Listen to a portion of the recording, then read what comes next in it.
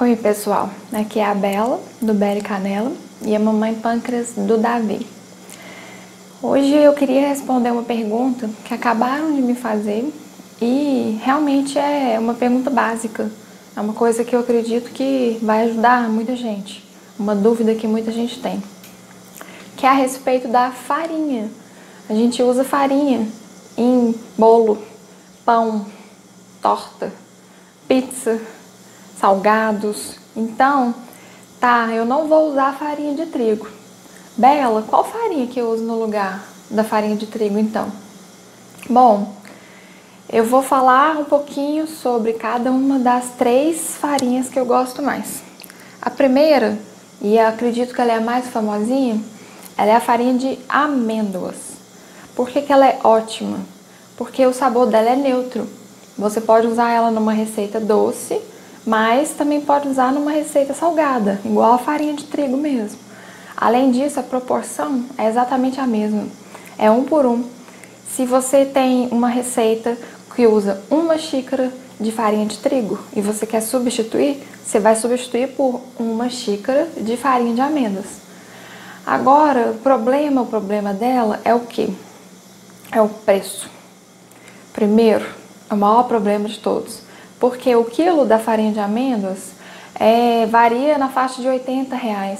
Se você fizer a sua própria farinha, você consegue baratear ela um pouco, mas aí o quilo passa na faixa de R$50. Então, ainda é muito mais caro do que a farinha de trigo. Aí fica inviável usar ela o tempo todo para todas as receitas. E o segundo ponto negativo é porque a farinha de amêndoas, ela é muito calórica. Embora ela tenha pouco açúcar, ela tem muita caloria. Então, se você está numa dieta também para perder peso e não só para controlar a glicemia, ela talvez não seja uma opção muito boa por isso. Agora eu vou falar da minha segunda queridinha, é a farinha de coco. Bom, a farinha de coco, ela tem um sabor residual de coco de leve. Então, ela dá certo mesmo para receita doce. Não adianta tentar colocar ela em receita salgada que não fica tão saboroso.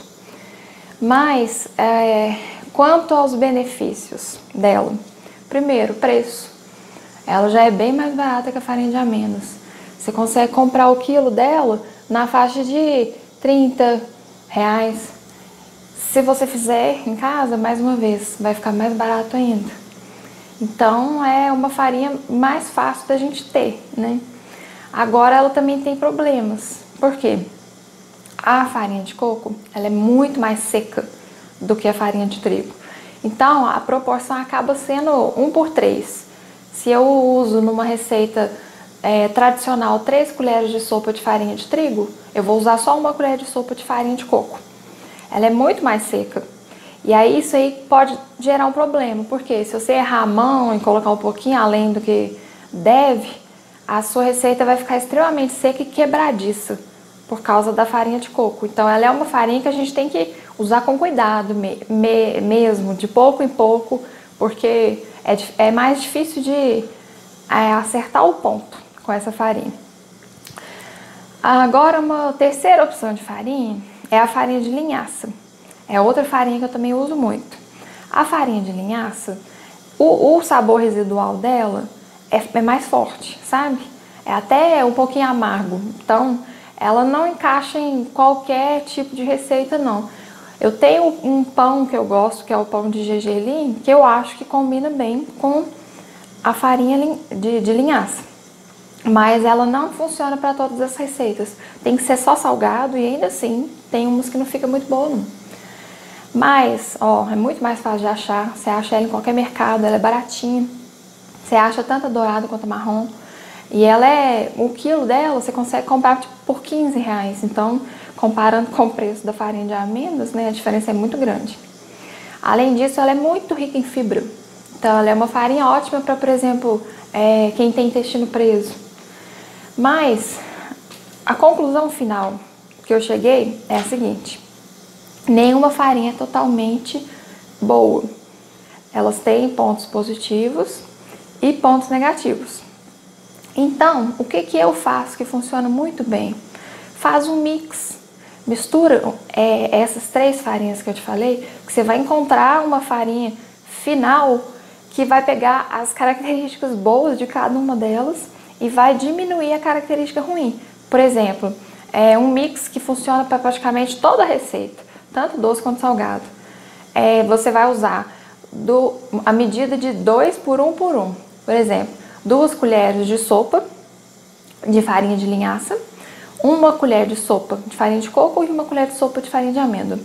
Esse mix, por que ele é bom? Primeiro, o preço fica melhor, porque você está pegando as vantagens da farinha de amêndoas, mas como você está fazendo um mix, você está barateando o preço da farinha. Segundo, você consegue uma textura melhor do que a da farinha de coco, porque você está misturando com outras farinhas não tão secas, que não absorvem tanto os ingredientes líquidos. Então você consegue um resultado melhor no final.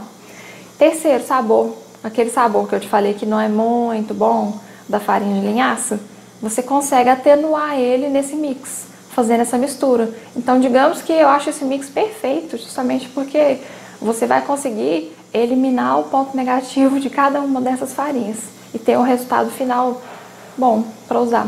Dá para você usar tanto em doce quanto em salgado.